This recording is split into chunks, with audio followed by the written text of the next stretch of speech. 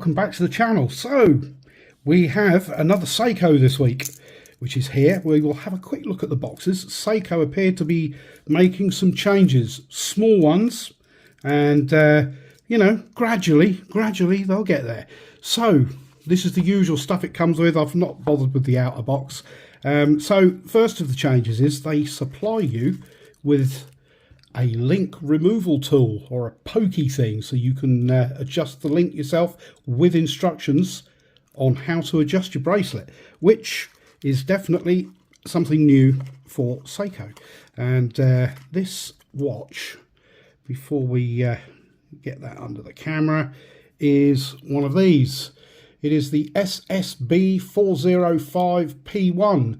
As you can see, it's got hardlex crystal, so that's one of the things they haven't changed. Now this is available in various colours. They've kind of a blue, a grey, a green, which is the one that we've got here, and a white one, which is kind of white and black, and I think looks like a stormtrooper. It's really cool. The only thing is that some of them only come on like a double pass nylon strap, which makes them really quite tall on the wrist. And also, the ones on the nylon straps are the same price as the one on the bracelet. So why wouldn't you get the one on the bracelet? Because nylon straps are cheap enough to go and buy. But there we go. What we have here is, as you can see, a chronograph, and there is quite a lot going on that dial for us to have a look at and unpack. It is quite a busy dial, but it is just a standard chronograph. Size wise, we've got a case size of 41mm, which is kind of in behind that pusher there, and across to roughly the 8 o'clock position. We've got, including the crown, is 44.3. We've got a lug to lug, which is a Seiko compact 47.8mm. As you can see, we've got drilled lugs, which is very useful. We've got a thickness of 12.4mm, and you can see that crystal just protrudes slightly above the case there. We've got a lug width of 22mm and an overall weight on the bracelet of 154 grams. Got this kind of very retro looking angular case, which I have to say I really like. There's a few watches, including the Tissot PRX, which has got a very similar case design. And I quite like that. Also kind of retro is you've got this sort of oversized pusher at the top there. The crown's got some decent knurling on it. It's not signed, and it's not screwed down either. Before we move into right close on the dial, we'll just it's the usual thing for the chronograph. A nice click to start with. As you can see, we have a Seiko Mecha Quartz movement, and this is the 8T63 movement in this one. And then push it again to stop, and then reset, and it snaps back. Now we'll move in on the dial. We will have a little bit of a closer look at that. So as you can see, we've got lots of levels and textures. So we'll start at the outside, work our way in. You've got that tachymeter ring. It's not the bezel, it's a ring around the inside on the rehort. Then you've got you've got a level down. You've got those cutouts, which, like I was saying, on the black and white one does kind of make it look a bit like a stormtrooper. So, but then you've got applied indices. Then you've got this textured straight lines across the dial. Seiko, which is applied. Chronograph 10 bar underneath that, which is printed on. The sub-dial at the 3 o'clock position is your 24-hour sub-dial, and that is recessed with a sort of an upper ring, which is also recessed. So you've got like a double recess going on there. You've got your date down at the sort of 4:30 position. Never really a fan of that, but there isn't really many other places that could have gone on this. And then you've got your running seconds at the 6 o'clock, and over at the 9 o'clock, you've got your 60-minute counter. This does have loom. Unfortunately, it's only on the hands, and a loom dot at the 12 o'clock position up there. And I'll sort of run a little bit of loom footage. It's nothing to shout about. It's not what you would kind of normally expect for Seiko, but then again, this is not a dive watch. It is a chronograph. So, you know, sports, driving, that kind of thing, you're not supposed to be looking at your watch anyway.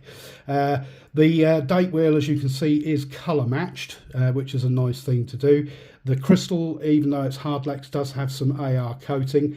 Everything on the watch is brushed apart from the edge of that bezel, and the brushing is done to a very good standard, as you would expect from Seiko.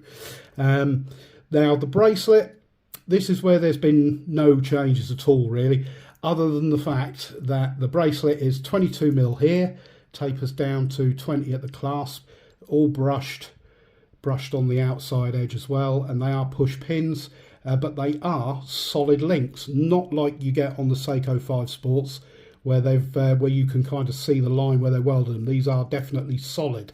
Then you get your Seiko signed clasp. There is only 2 levels of micro adjust, and then you get the good old flat pressed polished clasp in there. And then we have, are we going to focus in on that?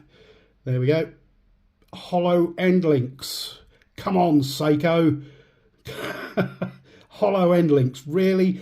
I mean, if you're paying full retail for these, 250 quid, I think you at least deserve a milled clasp and solid end links. I mean, everything else, you got solid bracelet. I mean, I'll live with the hardlex crystal. That's fine. This particular one, I picked this up in a sale. They're currently on sale on this bracelet in, I believe it was H. Samuels, where you can pick them up for 160 GBP. And I think that is a pretty good deal. Water resistance on this is 100 meters, which is more than enough. There is this pusher. Let me just move in a bit. It's got a bit of wiggle to it. Now, whether that's just because it's kind of extended or not entirely sure. Yeah, I mean, it's not been an issue, and because it's oversized, I thought I might be knocking it on things, but I haven't. It's been all right, to be fair. But it's you know, overall, I think the aesthetics of the watch is actually really pretty nice. It's a good looking watch, that's for sure. As you would expect from Seiko, and as I said, the brushing is done well. The minimal amount of polishing is done to a good standard, and that dial, yeah, lots going on there, and those kind of polished indices, the applied indices, they do play with the light really well. It does actually catch the light. It catches the eye when you're wearing it. But yes, let me know what you think. Let me know what you think. I think personally it's a great watch. It's a cracking watch, and at 160 GBP, I think it's probably bang on. At 250, it's getting up there, isn't it? Especially if you don't get the one on the bracelet. So yeah, you do have to kind of shop around, but there are some deals to be had. If the sale is still on, I will leave a link in the description to the one that was at H. Samuels, which was this one, which is the green dial, on its bracelet. And always get the one on the bracelet, because you can always put your own straps on afterwards. But yes, there we go. That's it. That's the Seiko SSB405P1. Let me know what you think of this in the comments, and anything that you kind of think has improved, needs to be improved, and all the rest of it, let me know. Maybe eventually somebody from Seiko will start reading comments in review videos, and well, I think they have, haven't they? Because we've got a solid bracelet at least. But yes, there we go. I'm rambling now. Thank you very much for watching. Please don't forget to, as I said, comment, but like and subscribe if you'd like to. And I'll see you all in the next video. That's it for now. Cheers for now.